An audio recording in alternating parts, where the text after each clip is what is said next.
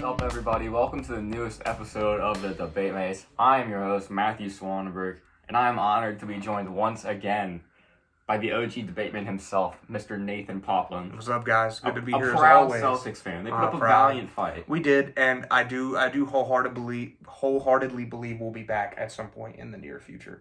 So that's just personally me. You're looking at me like I'm wrong. No, the energy shifted, as Jaylen Brown said. Yeah, I mean, Boston's looking good for the future. They really proved it. Just I think the inexperience is what killed them. But I mean, we got some experience now, and we'll be back better than ever, and We'll see if we make any exciting moves in this offseason. I'm really if Malcolm Brogdon or something like that. So very interesting to keep an eye out for. But yeah, congrats to the Golden State Warriors. I mean, they were the best team this year. One of them for sure. 4 rings for Steph. I mean, that's incredible. Is he's climbing towards top point guard status? Not there yet, but I think you had him there already. I have never watched Magic Johnson. I've seen highlights and I know his accolades and stuff, but I'm 17. I get you, Magic Johnson was way before before my time. Have you not watched The Winning Time? I'm just kidding. But we are here today to talk about something that Nathan just mentioned when discussing how the Celtics may gear up for next season, which is the offseason. Is Steph Curry top 10 debate has been played out already, even though the finals just ended. We've talked enough about, NBA media in general has talked enough about the finals, about how this affects Kevin Durant's legacy, and I'm going to bite my tongue on that, because I agree with Nathan, it doesn't affect his Doesn't affect it that much. KD's still KD. KD. He'll be back. So yeah, we're just going to kind of skip all of that stuff. It's been discussed already. And we're going to try to get a head start on talking about some free agency and some trades. Very exciting. So before we get to any of that, you guys are going to want to subscribe and hit the bell because we have a potential future NBA player, an NBA G Leaguer, who will be on the podcast in the near future. The tentative date is Monday. I'm not going to make any promises, though. But just look out for a video in your feed. And I'm not going to say the name yet. Don't want to spoil it too much. You're going to have to watch and subscribe to find out. Turn on the notification bell so you don't miss it. Subscribe. Make sure your friends know because it's going to be a great video with an actual NBA caliber player on the debate mates. This is huge for us. We're very, very excited. Oh, yeah, I know I am. And very thankful that he's willing to come on the show. It's going to be a lot of fun. So make sure you're subscribed so you can watch that video. But that's not to discount how fun this video will be, because you're also going to have to like this one, watch this one the whole way through, and comment, because we're going to have a lot of fun here, even though neither of us are ever going to be in the NBA. God, why'd you have to rub it in? God, I'm so sad now. Let's just get on with the video. Okay, yeah, let's just get on with the video. So, going a little bit further back, let's start with some Mavericks news, which is Christian Wood is now a member of the Dallas Mavericks. In return, Houston got Boban Marjanovic, Sterling Brown, Marquise Chris, and Trey Burke. So, Nate, what were your instant reactions to that trade? And I assume we're going to look at this more from the Mavericks' perspective. Going into free agency, what more do they need to do to be in that top tier of the Western Conference, if they're not already in your mind? The trade was very interesting. I definitely didn't see it coming. That was one that I wasn't expecting, but I'm happy because I like the fit. I really like Christian Wood, and I like what he will bring at the center position to the Dallas Mavericks. I don't know how you feel about Houston, the pieces they got back. I mean, Mavericks gave back a couple bench pieces, like Marquise Chris, who I thought was going to be there for the foreseeable future. But, nobody too serious that I'm like, oh, my God. It's sad about Boban. Yeah. But, I mean, it was kind of head-scratching for Houston, but I don't even know if... I don't even know if all of them will be on the roster when it's all said and done. I could see Boban or somebody getting released, or Sterling Brown getting released by Houston.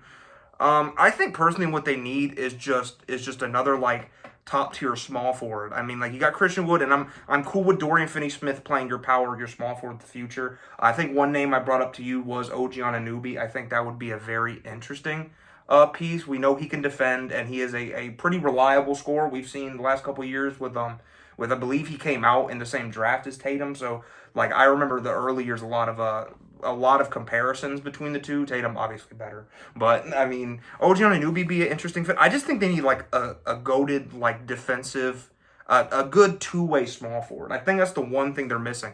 Also, Jalen Brunson re-signing is also a must-have if we're gonna talk about them stepping up a level into the finals, because I mean they were in the Western Conference Finals this year, and now you have Christian Wood, potentially another nice piece. or a couple other nice pieces. I can see them grabbing some bench depth in the offseason too. So some relatively good role players. But yeah, those are, I think, my opinions on the Dallas Mavericks. Very, very, that are the team that I think most people need to keep an eye on this offseason. One of them at least, you know what I mean? Yeah. So what do you think? What is your take on this? How did you feel about the trade as a whole? So Dallas turned 4 players who didn't get a single second of playing time collectively into a starting all-star caliber center. Far better than Dwight Powell. Dwight Powell was killing them at points in the playoffs. So to turn 4 players who didn't even play into Christian Wood, like you take Christian Wood off this roster, and this is still the roster that made it to the conference finals. Mm-hmm. So now imagine how much better they're going to be next season. I agree with you. They need one more final piece, a defensive small forward who brings it on offense every single night. Mm-hmm. Dorian Finney-Smith, Reggie Bullock, Maxi Kleber are all guys that can bring it defensively, but their offense comes and goes. There are nights when the 3 of them are on fire. We saw that in like Game 7 against I'm blanking on the name, Phoenix, and some games in that Phoenix series where they could just go insane from 3. Yeah, and we also saw games in that exact same series where they were like 0 for 10. Nights where the team as a whole was unstoppable, and then nights where it was Luka. So, Christian Wood, because Christian Wood is going to rely mostly on paint buckets don't really come and go. You can get them every night for the most part. It's not really a hot and cold with him. Mm-hmm. Luka Doncic is just good enough where he'll put up his numbers regardless. Mm-hmm. Now you just need a third player, I think, who you know will bring it defensively, like an OG Anunoby that you mentioned, and who can also score and can hopefully create on his own. OG is not as good of a creator, but in this free agency crop, since Dallas won't really be able to re-sign or sign anybody else, since they're most likely going to be signing Jalen Brunson for around $100 million over 4 years, which is already going to require Mark Cuban pay about a $90 million tab for that. Yeah. The most they can really go after, with the mid-level exception, is a guy like Nick Batum, who I like a lot. I really wanted them to get him last year, but it seems like he's probably just going to re-up with the Clippers for more than the 3.1 that he was making last year.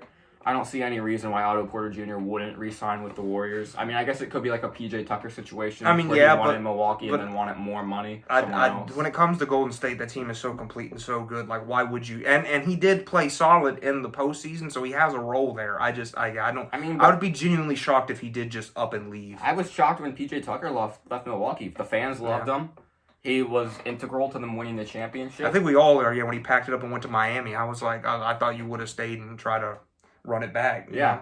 And it would be a similar situation. The Bucks beat the Heat last year to make it to the championship. The Warriors beat the Mavericks to win the championship. I don't see it happening because also the Warriors just seem to have a really cohesive team where everybody really, really gets along. I got the same vibe from Milwaukee, but this is like a well-documented thing in Golden State that just people love playing with Steph Curry. Yeah. And then PJ Tucker is the last interesting name I have here, who they could go after with the mid-level exception. He's seemingly like a 99% lock to go to Philadelphia right now. Mm-hmm. But if either of those 3 guys could somehow be wooed to Dallas, I think that would be incredible, because I think all 3 of those players I named are comparable, if not better defenders than a Dorian Finney-Smith. And their offense is more consistent, especially a guy like PJ Tucker is a veteran in this league. Otto Porter has been a veteran in this league. Batum is a veteran in this league. If you could just get one of those 3 types of guys, and then maybe around the trade deadline, you're able to flip a Tim Hardaway Jr., who they also didn't need to make it to the conference finals this year. He's a nice salary piece that you can move. And mix and match that with like a Maxi Kleber, someone like that. Dallas doesn't have a whole lot of flexibility other than that Tim Hardaway Jr. contract, and I don't really know what he warrants. At this point in the league, he was good to get you an injured, or he came over in the Kristaps Porzingis trade. And in retrospect, I can't really even remember what the Knicks got for that. I know they got Dennis Smith Jr. Who else did they get? I think they got Wes Matthews. I know he was in a Knicks jersey after being in a Mavericks jersey. So he's shown in the past that maybe his trade value isn't super high enough to warrant a star like a Bradley Beal, who many people want Dallas to get. So I think going into next season, we're going to basically see this Luka, Jalen Brunson, Dorian Finney-Smith, one of Reggie Bullock or Tim Hardaway Jr. I think it's very unlikely they get any of the 3 guys I named, although they definitely need to go after them. At least make an attempt. Like, you need to get somebody. There's got to be somebody they can get. I know they don't have much flexibility, but... Yeah, and as far as trading for OG Anunoby, Portland is willing to offer you the 7 overall pick if you're Toronto for OG Anunoby. I don't know if Tim Hardaway Jr. is as appealing as the 7th overall pick. I don't think the 7th overall pick is appealing enough to get OG Anunoby when he's already a bona fide 6'7", great defensive player. Mm-hmm. So that's just my thoughts on the Mavericks. I don't see OG Anunoby very likely. I think we go into the roster for go into the season for Dallas essentially with this same roster. Maybe they sign some guys on the fringes, but probably no one that's really going to move the needle too much. That might have to come mid-season. I agree wholeheartedly with that, yeah. Very nice. Very nice, yeah. So, moving on, staying in the West Coast, we have the Portland Trailblazers, who yesterday acquired Jeremy Grant. They're leaning into this just denial of a rebuild. They're stuck in denial. So, Nathan, what do you make of this trade? Where does Portland go from here? Where does Detroit go from here? I thought it was a fantastic trade for the Trailblazers. Not so much for what the Pistons got back. I don't know. That kind of puzzled me a little bit with what Piston. Maybe it puzzled you as well. The 2025 Milwaukee pick that's top 4 protected. I mean, that was just I don't get it. I guess Milwaukee's still gonna have Giannis. So that yeah, pick will exactly. be late first round. Unless Giannis somehow leaves and just dips and then they go full tank. I don't see how that pick has any real worth. But I just like. I mean, we've been talking about Portland. Even when Portland was in the Western Conference Finals and we're an actual with C.J. McCollum and a healthy Nurkic and we're actually making runs at the playoffs every year. I think one narrative I always said, or what we probably all said as NBA fans, is they need forwards. Right. Like power forward or small forward. They always seem to be lacking in that area. And now they have a bona fide 20 points probably in power forward in Jeremy Grant. I mean, he was a solid role player in Denver, and he gets that nice contract with Detroit, and I believe he dropped about 22 per season. I think it's a good fit next to Dame. I know he can defend pretty okay, and he's a pretty efficient scorer, you know. And I think him with Josh Hart, and you have Nasir Little kind of getting better, and you have other nice pieces, Anthony Simons. See, I heard Anthony Simons linked to Detroit, so I thought maybe there would be something there with that. But obviously not. The trade was a little puzzling for Detroit. I mean, Detroit now what you do is you move on and you try to overpay someone to sign with you, or you go through the draft. You know what I mean? So I don't know. It was a little weird for Detroit. I like Detroit. I like some of the pieces they have, but I think this is an absolute W for Portland. I think if I'm of the mindset that Portland should have just blown it up around the trade deadline. Well, of course, yeah, but CJ, I mean, they should have moved Dame, I think. But if in terms of a deniability, then this is a then good this move is for a Portland. great If you're move. going to Yeah. keep Dame, then you got to get better around him, and Jeremy Grant is a step in that right direction. As far as Detroit goes, I actually really like this deal. Oh, really? Okay. Because I mean, you would hope you could get something better for Jeremy Grant than just a pick, but they're clearing cap space. So even if they strike out on DeAndre Ayton or a Jalen Brunson type of guy, or Mitchell Robinson, one of those top 3 maybe free agents for this class, and a lot of people are saying they're going to be very aggressive with going after DeAndre Ayton, and why shouldn't they be? That's what I think I said in another video Yeah. previously, where I thought DeAndre Ayton would be a very interesting and fun fit in Detroit. But then you at least have flexibility where you can sign kind of guys on the fringes, overpay a couple guys, and get more trade pieces, more trade assets, even if they're guys who are in the back half of the free agency class. Or if you strike out this summer, you just wait, put it off, get another high draft pick, because they're not going to get too much better, and you do the same thing next summer, and the summer after that. Yeah, So every year I think they are taking a nice step in the right I think direction. they put themselves in a good position where they're going to have money. They can throw at DeAndre Ayton, a Mitchell Robinson, a Jalen Brunson, guys like I've already said. And if not, then they can just sign smaller guys and package them along with draft capital and just continue to improve and improve and improve. It looks like they're going to draft Keegan Murray tonight in the NBA draft. We're probably going to get a lot of trades tonight. I'm very excited for the draft. Yeah. So if you do get DeAndre Ayton, this is looking like a really solid team next season. I'm still not too high on Killian Hayes, but Cade Cunningham, Keegan Murray, Sadiq Bey, who put up a random 50 piece in the Sadiq Bey is really nice. year. I really like, and I also really like Isaiah Stewart too. Yeah, you still got young guys like Beef Stew, Marvin Bagley III, who hasn't proven himself yet. Hammy, I like Hammy. Hamidou Diallo, one-time slam dunk contest winner. That was a weird one. God, I remember. That was a bad contest. Yeah, that was an awful. That was the beginning of the end. We haven't had a good one since. But from the Portland side of things, they're going to have to do a lot more because... Well, yeah, this is a step in the right direction, like I told you last night, but this is not the end-all, be-all. This does not put them in title contention. This doesn't even put them in the top 10 in the West, in my opinion. The West is too deep. The East is also super deep, but the West is consistently way too good. From Phoenix to New Orleans, who are the top 8 seeds, they're not getting better. This trade does not make them better than any of those teams, especially with the Pelicans adding Zion. Mm-hmm. Then you look at the 9 and the 10 last season. The Clippers are going to get better because they get Kawhi and they get Paul George for a full season, hopefully. So that's another team that they're not going to leapfrog. Mm-hmm. The Lakers, in theory, should be pretty good this season with a healthy Anthony Davis, although you never really know if he's going to be healthy. Man hasn't shot a ball since, what do you say, April? I mean, since April 5th, yeah. So, but not very good things to hear. You still think that's a better team, though. Yeah, I mean, how much better OG Anunoby and Jeremy Grant, along with Dame, Josh Hart, where does that team rank in the top 10 of the West? Does it even crack it with OG on top of Jeremy Grant? Right. I think they do leapfrog into the top 10 at that point. I don't know if they get much higher than that. Yusuf Nurkic is still a big question mark. Mm-hmm. Their defense has never been good with him anchoring it at the center spot. Aside from that, you've offered big money to guys like Robert Covington, who you're kind of stuck on for the future.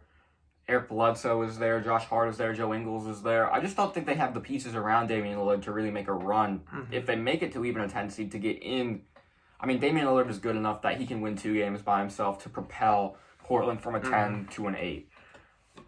But I don't see it happening next season. By no means, in my eyes, either makes them title contention whatsoever. No makes them play-in team at best, honestly. Yeah, you're gonna have to hope that you get some crazy luck late in the draft. I think what we could agree is, I think I'd rather see Portland use the 7th pick instead of trying to trade it for OG Anunoby. Yeah. I'd rather see them pick somebody like a Shady on Sharp or something, just an actual rookie who could potentially become a star instead of trying to force a contending team when it's really not truly there. And unless Toronto is extremely, extremely high on some 7 overall pick, someone in that draft class. So there's no way. I don't see why you do that. You would do it if you get an Anthony Simons, another young scoring guard to put next to Fred VanVleet. But that's about it, because they really only need to improve that position and the center position. They have an abundance of 6'7" to 6'9" wings. Yeah. They have Fred VanVleet. They have solid backup center type players, Precious Achiuwa and Kem Birch. Yeah. So really, you're only trying to improve Gary Trent's position at shooting guard and that position at center. But yeah, I'm high on this for Detroit. I think they have money now. They can throw at really anybody they want this offseason. Mm-hmm. If they strike out, they can just sign some smaller players. Yeah. And kind of do what the Knicks did. They opened themselves up where they could get Julius Randle, and then they were able to trade some pieces around. And I think Detroit's putting themselves in a similar position. Yeah, I really like Detroit. I like their front office right now. I think Dwayne Casey, whether you think he can win championships or not, I think he's still a hell of a coach. And I think they've done really well in the draft. Maybe outside of Killian Hayes. Killian Hayes really hasn't been that point guard of the future that they needed. I picked him for Rookie of the Year that year. Yeah, I think we were all a 6'5", very athletic, defensive-minded point guard. I really thought that his game would fit well in the NBA, and it hasn't really translated for them. So I don't know. I'm gonna put something on the record right now. I'm not even sure where this guy is slated to go in the draft. I've just seen this name pop up on Instagram. Rookie of the Year for the 2022-2023 season. Paolo Banchero. Give me Nikola Jovic. Oh yeah. I thought he was slated middle of the first, middle to back end of the first. He might be. I don't really know. I just know this top 10 sort of. Can't wait for that matchup, Nikola Jokic versus Nikola Jovic. You know what would be really funny? If we post this video and I look it up and he's actually not eligible to be drafted until 2024. I'm gonna be honest, for all the fans out there, I'm not the most involved when it comes to college sports. I do some research. This draft, I know who the main players are and some other players who are kind of up in the air. Could be good, could be bad. Most of my research comes from watching NCAA tournament games. And March Madness and things like that. I'm a Maryland fan, so you know all about your Maryland team. I've seen Keegan Murray because he played for Iowa, so that's a Big Ten school. I watched Jaden Ivey because he plays for Purdue. That's a Big Ten school. To be honest, I was never really that impressed with either of those guys. I think Keegan Murray was a little bit better, if I remember correctly, from watching those regular season games. Although Jaden Ivey has much more hype, and a lot of people are saying he might even be the best player in this draft class. But yeah, Keegan Murray with Cade Cunningham, with Sadiq Bey, with maybe potentially DeAndre Ayton. I mean, that's just a young, fun team. These are the right ways to go about a rebuild, not denying. Go rebuild and go put a fun young team together. Yeah, I don't see what Phoenix is doing. And this draft, I am now. super, and I'm telling you this right now, the person I am infinitely high about, like next All-Star, is Paolo Banchero. That man is a 6'10" athletic monster, and he's most likely, I think, going to end up in Houston. Yeah. So, yeah, I'm really hype on him. I've seen really good things out of Jaden Ivey too, so he would be an interesting pick for Detroit in the draft if they went another point guard direction, if he falls to them.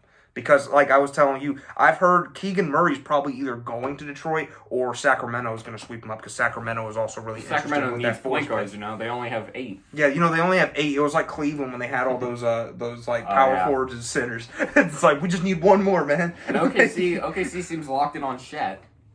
Mm-hmm. Yeah. I don't know if I'm high on that one. And I think I called this. I remember sitting there watching the draft lottery, and once I called Orlando getting the first pick because I don't know why. I just kind of knew it. I called Detroit last year too. But I knew the minute Orlando was announced for that one pick, that's where Jabari Smith is going. Like, I think he makes more sense for them, for their team, and I think he's a better fit than Paolo or Chet would be on Orlando. And I think because they've had so much experience with tall, skinny guys in Orlando, like Jonathan Isaac and Mo Bamba getting injured, they're probably a little bit more careful with selecting someone like Chet Holmgren because they've seen it up close and personal twice already.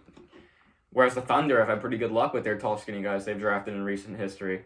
One of them plays for Brooklyn now and is a top 12, 15 player of all time. So I guess they might as well take a flyer on him. Now, moving on to a forward who, unlike Chet Holmgren, can jump out of the gym, we got John Collins for the Atlanta Hawks, who may have already been traded by now. I mean, it's going to happen today by all accounts. Most likely, yeah. We'll see a couple. I feel like 2 or 3 trades are gonna finish before this night is over. So, Nate, personally, if John Collins doesn't go to San Antonio, which I think a lot of people are skeptical of because DeJounte Murray seems to be too good of a player to trade, where would you like to see John Collins end up? And seeing as Jeremy Grant only warrants a future first-round pick from a really good team, what do you even get for John Collins? Because clearly it's not going to be DeJounte Murray if Jeremy Grant only gets you a pick. John Collins is a very interesting and very confusing player to me. Because I think personally, he's about 24 years old, 25? He's already reached what he is. This is what he's going to be most likely. He's not going to get any better. He's reached his ceiling. I disagree. You think I don't know. He's added a 3-point shot. He's athletic as ever.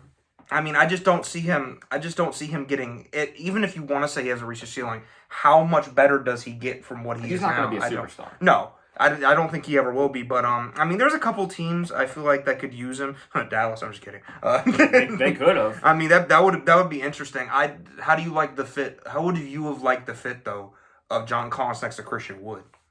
That's a very interesting one. I think I prefer the fit of John Collins rather than I don't know. I just don't think he pairs well with Christian Wood and in the paint, and that's just me. Like I don't want to say it's a Sabonis Miles Turner situation if that were to happen somehow, but I just don't like the fit. See, John Collins. There's a couple teams. I don't know why. Like I think one trade you mentioned it on here is that it would be in a DeJounte Murray swap or a DeJounte Murray trade. I don't really understand it for either side. I definitely understand it for Atlanta. You really walking think triple-double who can defend? Yes. I would do that in a heartbeat. If all they wanted was John Collins, Atlanta would have to be idiots to reject that. Getting an all-star player who's probably better than John Collins will ever be already at 100% DeJounte Murray. Well, I'll say it more like I don't get why you would do that if you're San Antonio. Why would you trade DeJounte Murray?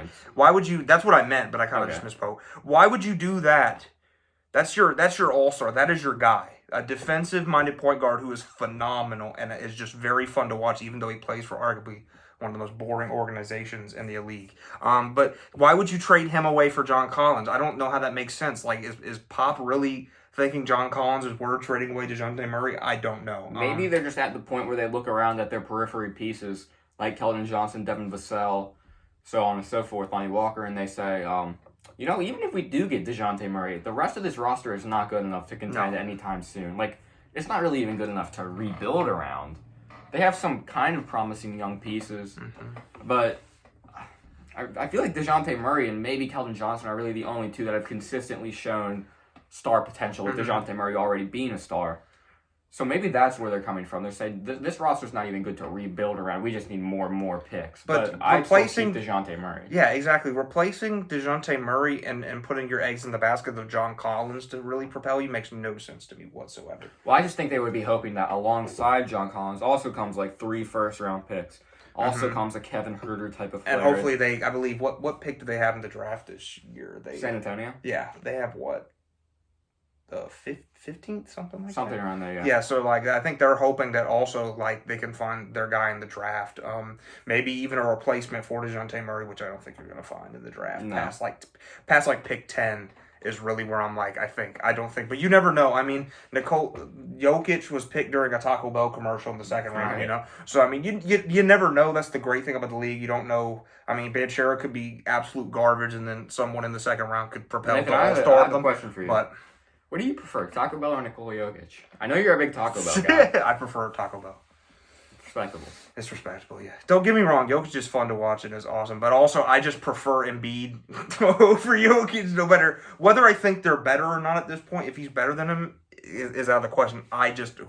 We all have that guy or guys when it comes like, oh, these are the top 3 who we prefer. You know what I mean? Yeah. Like, there's probably, like if you're talking about, like, John Morant or, like, who's another good, Darius Garland. 2 really young, nice point guards. You definitely have a preference, right? John Morant is better, though. I can't deny that. But you have somebody you prefer to watch and you prefer to... It's the same thing with me and Embiid and Jokic. I just personally like Embiid better. Right. Watching Embiid better. And, I think I can finally admit that Jokic is slightly better. Okay. Not much. Good. That's good to he's hear. He's not a league above him, but he's slightly better than him. If Embiid wasn't so injury prone, I still probably would hold Embiid better, honestly.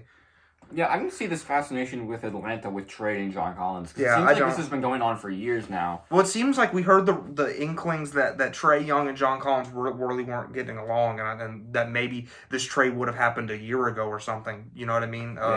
But yeah, I just don't get it. Like, in terms of San Antonio, why not just keep DeJounte Murray for? I'm just talking about it in terms of Atlanta. Why? They have a really promising young roster, I think, and it just doesn't make sense for me to let go of John Collins unless you're able to get back someone as good as DeJounte Murray, which I think is unlikely. So, I don't know. I'll be very puzzled if that trade does go through. We're hearing a lot about it, but I'll be very interested to see if it actually happens tonight or before the draft. So, moving on to our final topic here. This is going to be very redundant for most of you watching. The most talked about topic in the NBA for probably the last year and a half. We got the Brooklyn Nets and the Los Angeles Lakers in the headlines again. What a surprise. Wow, big market teams? Shocker. And that is because Kyrie Irving is at an impasse with Brookle, as I wrote down, Brookle, over a contract extension. They're a little skeptical about giving him the big money. Kyrie is saying, well, if you don't give me the big money, have fun trading Kevin Durant. So Kyrie Irving's kind of trying to play a power leverage move right now. Knicks, Clippers, and Lakers are all potential suitors. Nathan, how is this going to end up? Is Kyrie starting next season in a Brooklyn jersey or not? I think so. I think they get it done. Personally, is it possible Kyrie dips? Yeah, but I think honestly, like I feel like if they really wanted to play this much together, those like couple years ago, Kevin Durant will talk to him and they'll get it done. I think right now, and this could also just be a media ploy, and I don't know how you feel about this. It could be just a media ploy to get a better deal, and then Brooklyn might fall through at the like, oh well, if I'm out, KD's out, so you might as well just give me more money. And very similar to something we've seen in football, and anyone who watches in the Deebo Samuel thing. I'm not going to elaborate anymore, but man took off all 49ers things off his Instagram to scare him to get more money.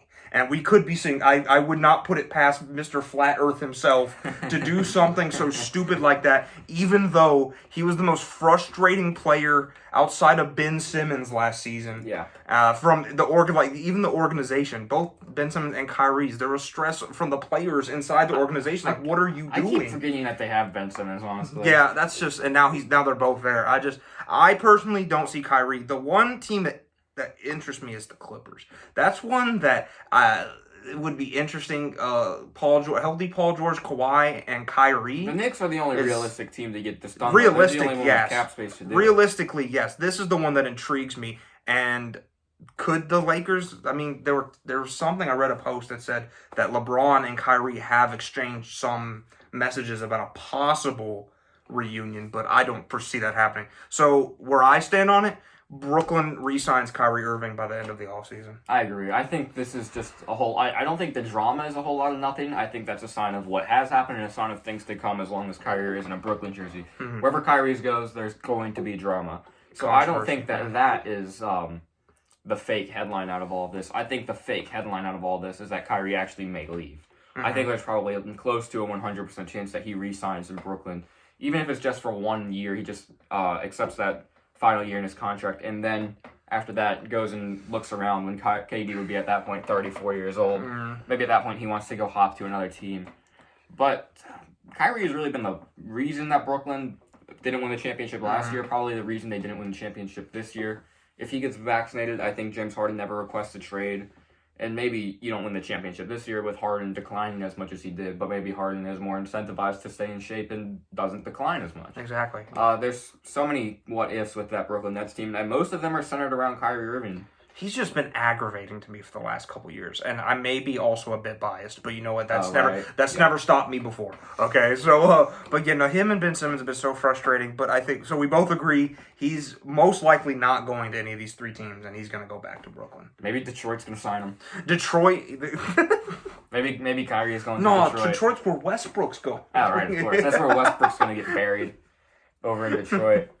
It's Charlotte or Detroit, Matthew. Obviously, that's where Westbrook. What'd you think about old Kenny Atkinson backing out of the Charlotte Hornets? I completely understand. It was funny to me because we talked about it as if I thought it was a done deal. Well, you also thought he was Terry Stotts. That's fair. Look, you didn't have to bring that up. Look, it happens. We have brain farts, Matthew. Stop acting like you haven't had a brain fart on camera before. In the 3+ years that we've been doing this. Exactly. They honestly are skinny older white men. They look similar. Fair enough. Okay, maybe Terry Stotts has a little bit less hair, but overall they look kind of similar. But yeah, I guess we didn't realize that it wasn't a done deal when we discussed it. No, it was a done deal. He backed out. I thought that he hadn't inked paper yet, and he just said, "Nah, never mind, y'all, I'm good." So he backed out fully he was like that, and he said, "Never mind, I'm out." Yeah. Dang. I kind of get it, though. I mean, he just won a ring. Yeah, I would say Golden State, too. I think who gets the Charlotte job is who I thought was going to get it. Which is Mike D'Antoni. Mike D'Antoni is who I thought was going to get it. Which makes for a more entertaining team. Maybe not a better team, but more entertaining. I mean, with the pieces they got offensively with Mike D'Antoni, that offense is going to be even more explosive. That offense is going to be something to behold. Defensively, still going to be something left to be desired, I personally think. For sure. Very much Especially if Montrezl Harrell is in prison next season. Charged with having 5 pounds of marijuana with intent to sell. Oh my god! If Miles Bridges gets some sort of suspension or fine for posting a picture of him drinking lean, they have some stuff going on right now. Mm-hmm. So it's going to be an interesting season in Charlotte. It's going to be an interesting next couple of days in the NBA in general. And we'll be here Monday to discuss it. We should have a lot of trades and things of that nature to talk about. And for the first time ever in 3 years of amazing banger content, indeed, we're going to have a third opinion from an actual G League caliber, like NBA caliber all-star, 6'10" behemoth. Indeed. Is going to be here with us to talk. And well, that's going to be hard to figure out how to get that camera going. I don't know if he's going to We'll stand. We'll have the ceiling cam. The ceiling cam. We'll all stand. Or he'll sit and we'll stand next to it. So I hope you guys enjoyed this video. Hopefully there have been no big trades since we've been recording this. That would be upsetting. Yeah, we just get out and the John Collins deal was just a done deal. And we're like, okay. But until Monday, hope you guys enjoyed this video. See you next time on the Debate Mates. Bye, guys.